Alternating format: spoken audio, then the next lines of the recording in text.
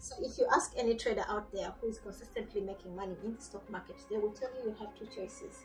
Either you follow a concise written out trading plan, or you fail. So in this video, I'm going to talk to you about the tips of building a trading system that helps you to achieve consistent positive results in the stock market. So let's not waste any time. Let's just get into the video and get this rolling. There is an old expression in the business world that if you fail to plan, you're planning to fail. So in any successful business, you must have a clear written out plan. Otherwise, you are risking the chances of failure. Like, even those in the trading world, do follow this. This may sound a bit bleak, but people who are very serious about being successful in anything, even traders, they follow this rule to the T, as if it is written in stone. So if you have already written out a trading or investment plan, then kudos to you, you're part of the minority, because this is something that requires a lot of effort, a lot of planning, backtesting and research. It is something that takes time to develop, but once you get it down and you can follow it to the T, then you are on the way to being consistently profitable.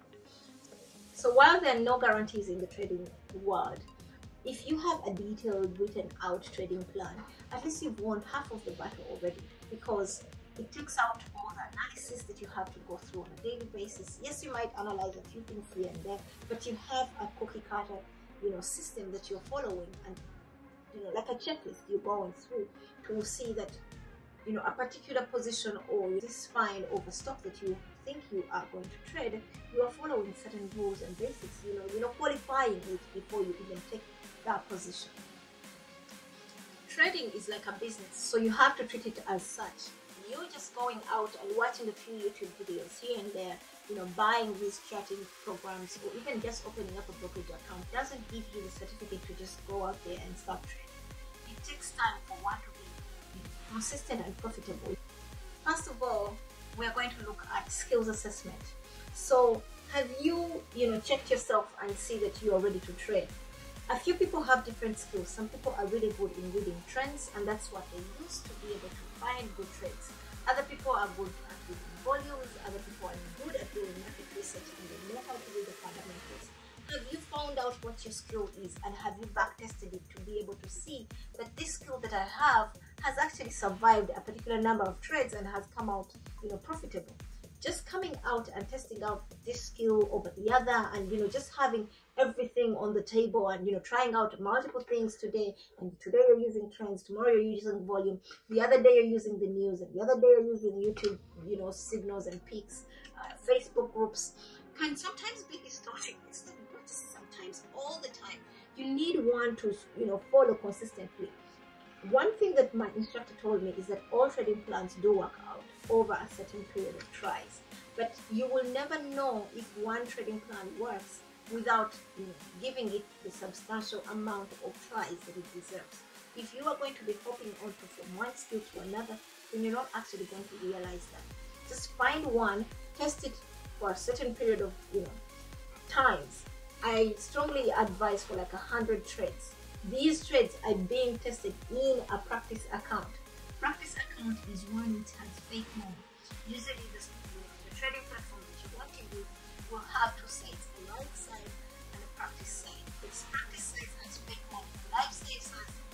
The live side has your real money that you're putting from your bank account. So you have to be super careful with that. So first test out 100 trades per each system that you're trying to practice out. If it works out and you've really mastered it and you think it is the best that you want to go with, then by all means take it to the live account. But have some kind of skills assessment that you have done on yourself before just going live.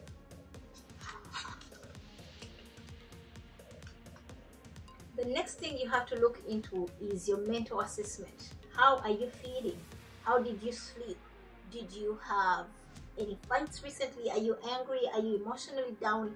Are you anxious about something? Look at your emotional and psychological mindset. How are you feeling in the moment? Because these things do affect you as a trader. You do need to be in the zone, in the trading zone. If you ask any traders out there, they will tell you that they have certain rituals they follow when they are going into the stock market. You have to have certain systems in place that put you in the trading zone and help you to stay focused in the trading, in the markets. Sometimes you might want to, find a quiet area for you to be able to trade. You might want to take away distractions, figure out what's going on in your head before you enter into the stock market. Otherwise, there's nothing wrong with taking the day off. The stock market has been here for years and years, and tomorrow it will be there. There's always another trading day, and there's always a benefit to the following. So if you don't feel up to par about it today, just step away. Just don't trade, because you're risking losing your money, your shirt, your leg, and everything in between.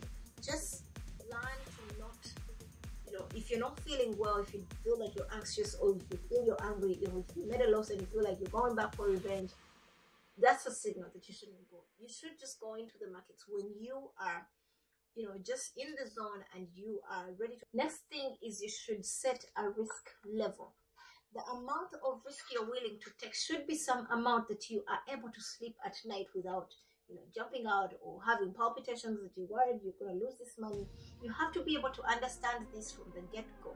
Otherwise, you are, risking entering into the markets, and then things begin to go, the other way, and then you begin to see money go down, and then you start to hold on because you're thinking, oh, it might go bad, or it might turn around and do exactly what I wanted. You have to have a predetermined amount. Put it in dollars, not even percentages. Have a dollar amount attached to your risk. If it is $50, don't go past $50. The minute it hits $50, actually this is supposed to be predetermined, and that's why your stop loss is. If it is $50, let it be $50 and nothing more, nothing less. Because this is what this does is reprogram your mind and robotize you. The point of trading, or whoever has achieved much in trading, they have achieved a system that they become like a robot communicating with the markets. So you want to have a set risk amount.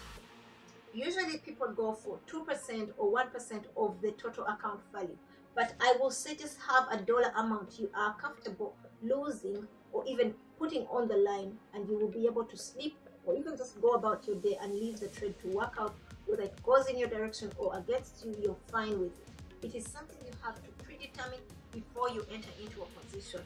So when we talk about risk tolerance and also understanding the risk you're willing to take, you have to put into account when you have multiple positions open, how much risk are you willing to take on any given day or at a go?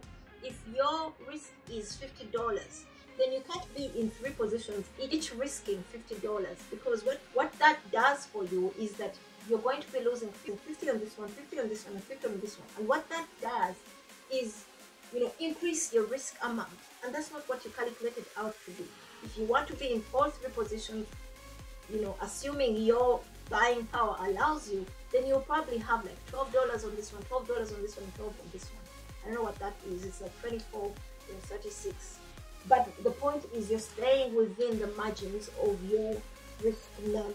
And you cannot be in trades that are more than your buying power. The next thing on your trading plan should be setting goals. What much are you willing to risk in relation to what you're gaining? What is your reward risk ratio?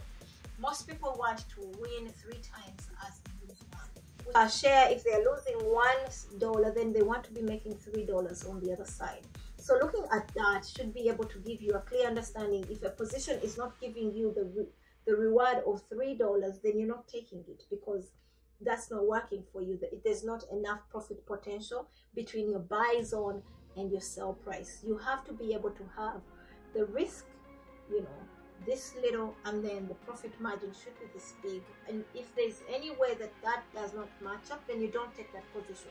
Move on to the next trade. Look at there's so many companies on the stock market. Go analyze that and find out which one will be able to give you those rewards, those results at the end of the trading day. Here's another thing: setting clear exit rules.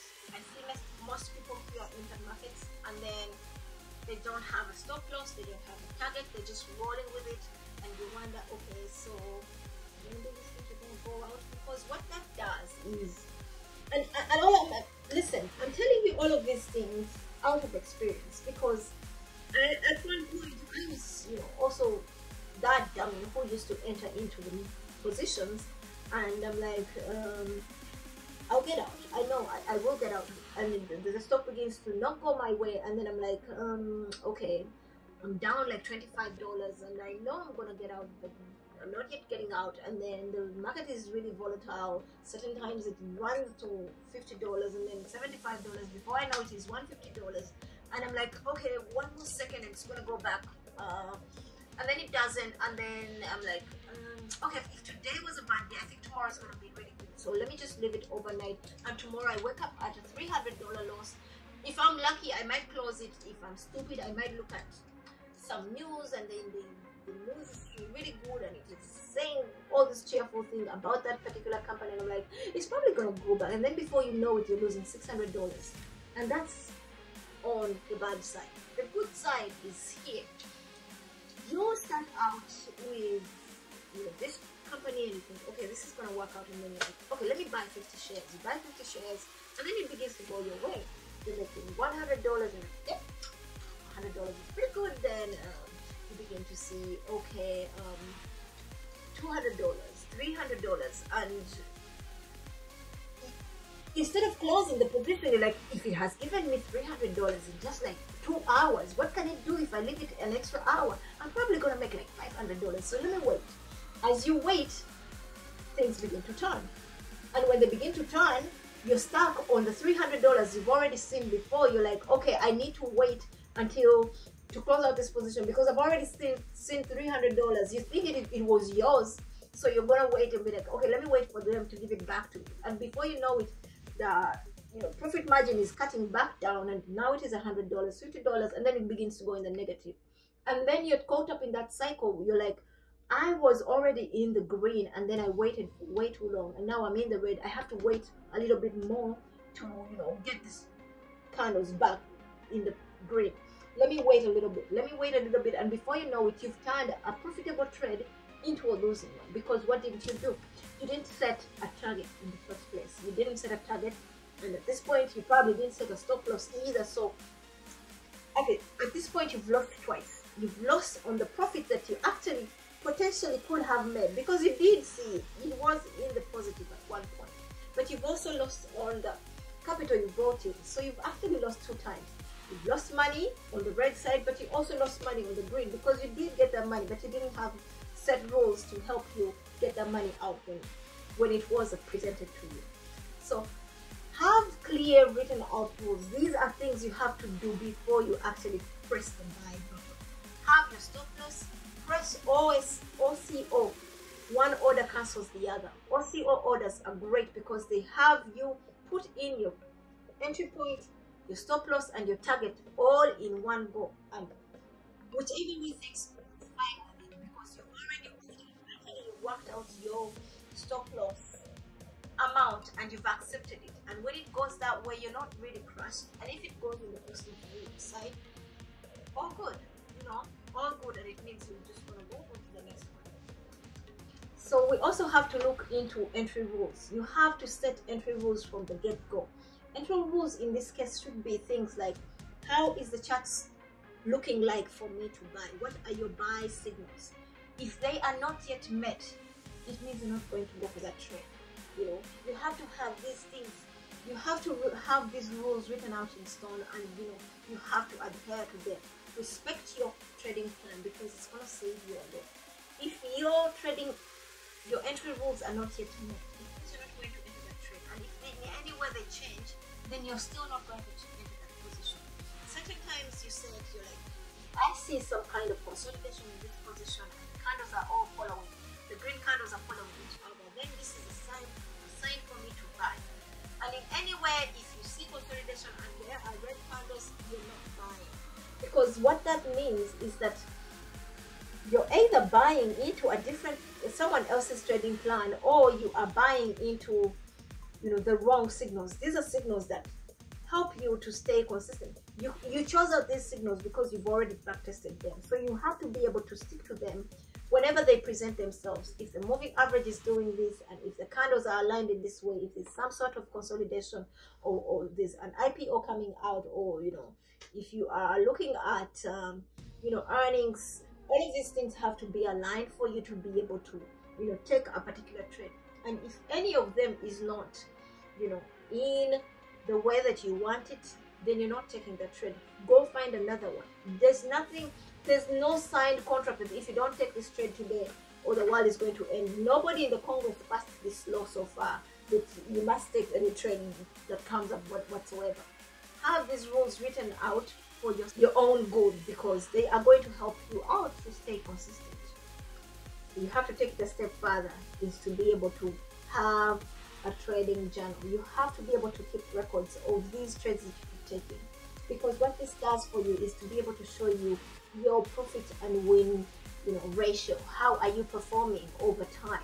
You need to be able to look at these numbers, because they will be able to help you see if your trading plan is working out, or if you need to tweak it a little bit, why certain trades don't work out. You can be able to see this because you have this data that you're collecting over time. You can be able to see which trades work, when do they not work. Certain people have found out that they do not perform well on Mondays or even on Fridays, and they can always to choose it out. I know someone who used to say they always lost money on a Monday, and what they discovered was because usually the day before they had driven long journeys, because they were leaving, they were leaving one state to another, because on the weekends they used to go and see their kids. So when they returned back on Sunday night, they would wake up super early on Monday when they're tired. So that affected their state of mind on Monday when they were in the trades. And consistently every Monday they would lose money, and they didn't know exactly why. Over time, it might not seem like something, but over time, when this data is collected, and when you go on, maybe at the end of the year, or a quarterly analysis, do a quarterly analysis, you will find out that there are certain patterns that begin to show up. And when you see those, you will be able to understand how you might be able to mitigate all these problems that you might be coming upon, might be interacting with. So have a trading journal that you consistently write in your trades, how they performed, what you were thinking. Would you change your trading style if you had to? Did you follow your plans? Did you, how were you feeling during the entire time the trade was going on? As a bonus, I also want to tell you that you should think about having a community. A trading community is super helpful if you use it the right way. Don't have a trading community just to be able to get indicators or even alerts on what to buy and what not to buy. Or if you get those alerts, then take them through your procedure and qualify them. Do they meet your odds enhancers? Do they meet your trading plan, your entry rules? Do they meet your exit rules? Does it have enough profit margin? Do the signals align to what you always want to follow? If that's your plan of entering a community, then do that, but have all these alerts qualified before you take any trades. Otherwise, a trading community is meant to help you speak with your other fellow-minded people. As iron sharpens iron, you need to be able to have some kind of community, because trading can get pretty lonely. It's basically you and your computer, and it might get really lonely, and it's this kind of routine that you go over every day, and having a certain place for you to vent, or even to talk about things, or even understand a few things that are coming on the blog, it's pretty helpful. But it might also help you to be able to readjust your trading plan according to the new trends and also the new things that are coming on board. There's so many developments that keep coming on to the trading platforms that we use, and sometimes if you are locked into your own world, you might not know of them pretty soon. So thank you very much for sticking around. I will see you in the next one. In the comments below, let me know if you have already written out your trading plan, and share this video. If you're new, remember to subscribe, and I'll see you in the next one.